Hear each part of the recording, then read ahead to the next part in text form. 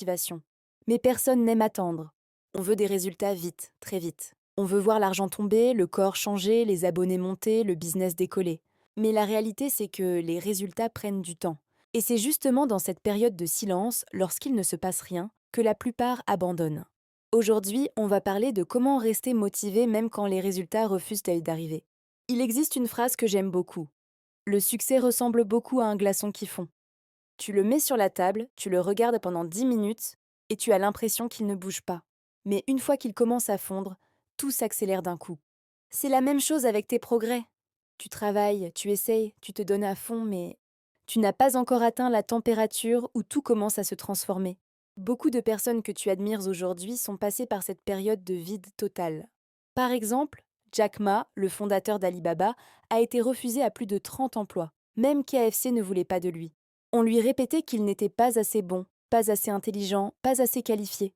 Pendant 10 ans, il a vécu l'échec sur échec. Mais il a continué à apprendre, à essayer, à tenter, à se former. Aujourd'hui, son entreprise en vaut des milliards. Mais si tu regardes son parcours avant le succès, c'est juste une suite interminable de non. Un autre exemple très connu, Thomas Edison. Le gars a échoué plus de 10 000 fois avant d'inventer une ampoule fonctionnelle. Quand un journaliste lui a demandé comment il avait géré autant d'échecs, Edison a répondu: Je n'ai pas échoué 10 000 fois. J'ai trouvé 10 000 façons qui ne marchaient pas. C'est exactement comme ça que tu dois voir ton parcours. Tu ne perds pas, tu testes. Les résultats tardent souvent parce que tu es en train d'apprendre les compétences, la discipline et l'état d'esprit nécessaires pour les recevoir. Tu ne peux pas sauter les étapes.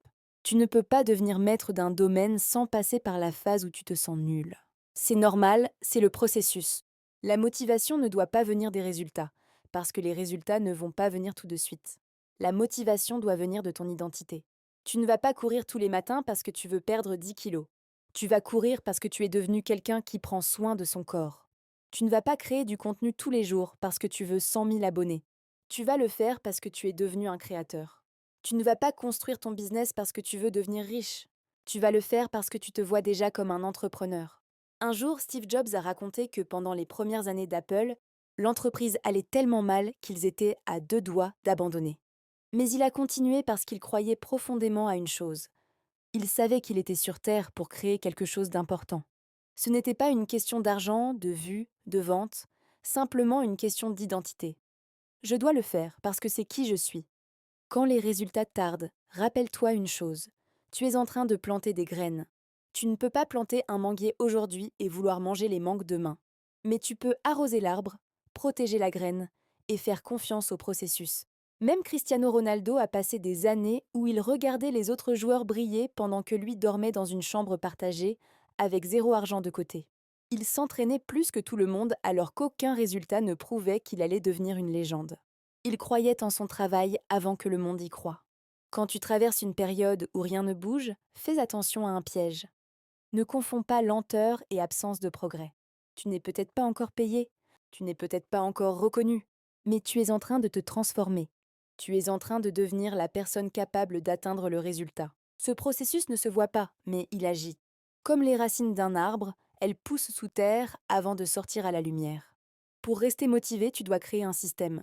Un système qui te pousse à avancer même quand ton cerveau te dit d'arrêter. Tu dois choisir une heure pour travailler chaque jour. Tu dois suivre tes petites victoires. Tu dois célébrer le fait d'avoir appris quelque chose, même si personne ne le voit. Tu dois aussi limiter les comparaisons. Instagram et TikTok ne montrent que les résultats des autres, jamais leur période de galère. Tu te compares au chapitre 20 de quelqu'un, alors que toi, tu es au chapitre 2. C'est normal que ça te décourage, mais ça ne veut pas dire que tu n'y arriveras pas. Souviens-toi, ce n'est pas parce que ça prend du temps que tu n'y arriveras pas. Ce n'est pas parce que tu n'as pas encore les résultats que tu n'es pas sur le bon chemin. Continue d'avancer, continue d'apprendre, continue de planter. Les résultats ne tardent pas. Ils mûrissent. Quand tu regarderas en arrière un jour, tu diras: Heureusement que je n'ai pas abandonné au moment où rien ne bougeait.